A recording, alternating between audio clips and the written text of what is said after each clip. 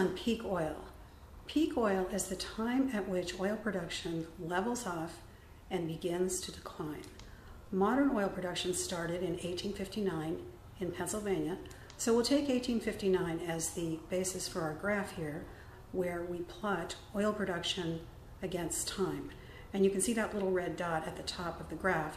That is the abstract theoretical concept of peak oil, and it's theoretical because we don't exactly know when we will have reached peak oil. Some people think we've already reached it, some people think we're pretty close to it, but we can't know exactly how much oil is still left in the ground.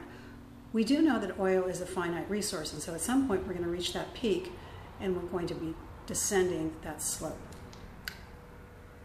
One way we know that we're getting close to the peak is that extracting oil becomes increasingly more difficult and expensive. And we saw that that is exactly what is happening with fracking. So we're close to that downward slope, or maybe we're actually on it, and we might slide down that slope a lot faster than we went up it because demand for oil is increasing. Developing economies require oil to ramp up their production. There's a growing global population, and the US, the biggest consumer of oil, is using more and more oil all the time. So demand is definitely increasing. Now, here's a graph that shows what it looks like for a developing economy, this is China, to grow in terms of its energy use. You can see the blue and the red lines track each other perfectly. So at this point in time, with the way our economy works now, there really isn't a way to develop unless you use a lot of oil. I want to read a couple quotes from people within the oil industry who talk about peak oil. Now, these are not environmentalists, these are not theoreticians, these are people who have been very close to the data. And in fact, the concept of peak oil was invented in the 1950s by someone who was working in the oil industry. So William Cummings said, "All the easy oil and gas in the world has pretty much been found. Now comes the harder work in finding and producing oil from the more challenging environments and work areas."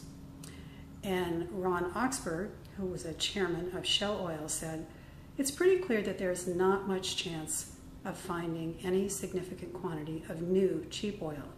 Any new or unconventional oil is going to be expensive." And I keep the graph of peak oil up on the slides because this is the most important image for understanding what peak oil is. So take a good look at that. Here's another way to represent peak oil. There's basically no more low-hanging fruit in terms of oil. And you can see this chart shows how oil discoveries have been declining since 1964. And the red bars there on the right project out to what it will probably be like as we move forward. We're just not finding that much oil in the ground anymore. Now, the big question is, why is oil so important? This is really what I want to talk about. It's the most versatile and useful energy source humanity has ever had. And 40% of the energy that we use in the world now comes from oil. 1 barrel is equivalent to about 25,000 hours of human manual labor. So this is kind of astonishing when you think about it.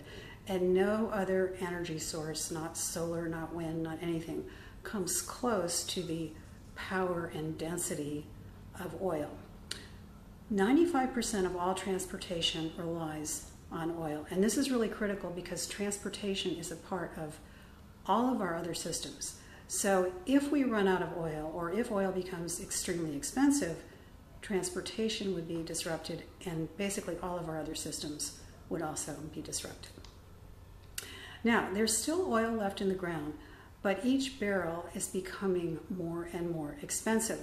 Even 10 years ago, oil was about $50 a barrel, and now it's $100 a barrel, and that's a huge increase in a pretty short amount of time. What are some of the consequences of peak oil?